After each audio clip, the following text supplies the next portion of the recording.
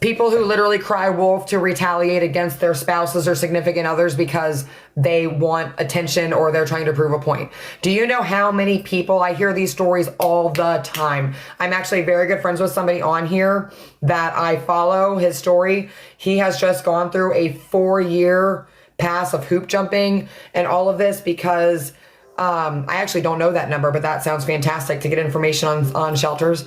I'll come back to that in a minute. His ex, literally, he's got video proof of her saying, you're never going to see your son again. I'm going to tell them this, and this, even though it was all untrue. It was all bogus. He was caught having an affair.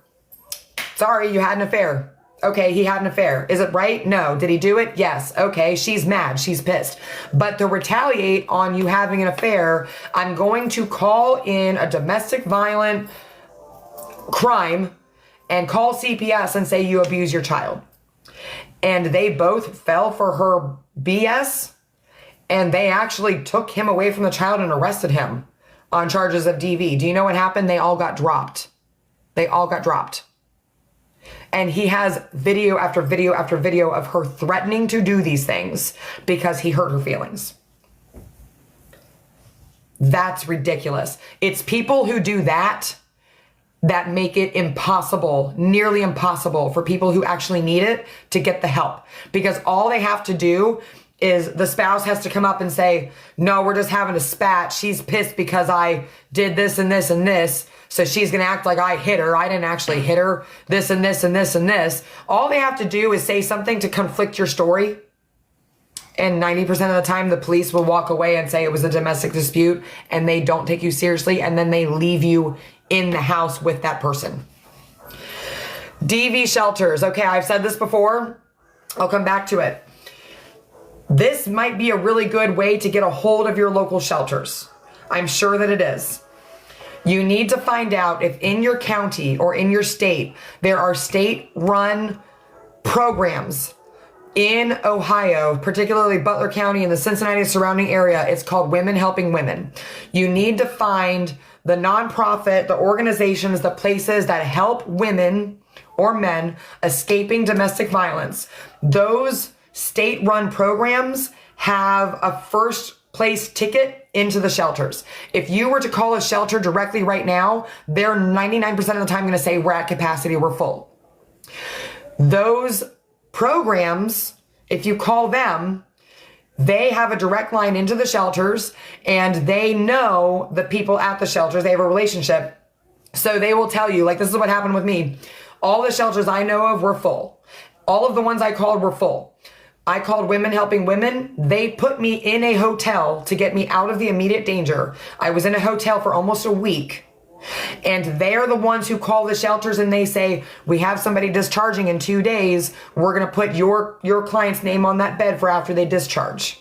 They get more information and planning and placement for you. So yes, yes. Knowing how to call the shelters is one thing, but they're always going to be full. You have to get in with these other state-run programs to get you safe, get you into a hotel, get you an Uber out of where you are and into a hotel. Like, there is state funding for programs to help people do that. And those are the places that have the first round ticket into the shelters. And that's why most of them are full, because the beds are already being taken by women in these programs before they're available to the public. That's why. Amy right here, I'm going to tag yours in a minute. Hold on. Oh my God, I itch. We had a situation in my county. A woman went to get a protection order and was supposed to go to court to have it. And then what happened with it? I didn't read the rest of that. Granted, and one unalived in the parking lot. Wow. See? The protection order is not going to keep you safe. Okay. And listen, all of you people out there who say it's just a piece of paper, it's not going to keep you safe. That is 100% correct. It is just a piece of paper and it's not going to keep you safe. But when something else happens and that piece of paper is in place, the police now have a reason to go after them.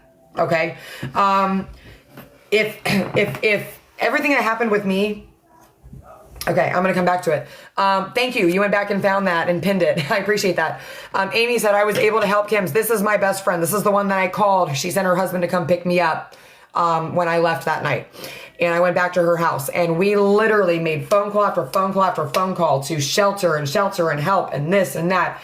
And everybody turned me down. Everything was full. Everything had a hoop jump or a this or a that or a that or a whatever.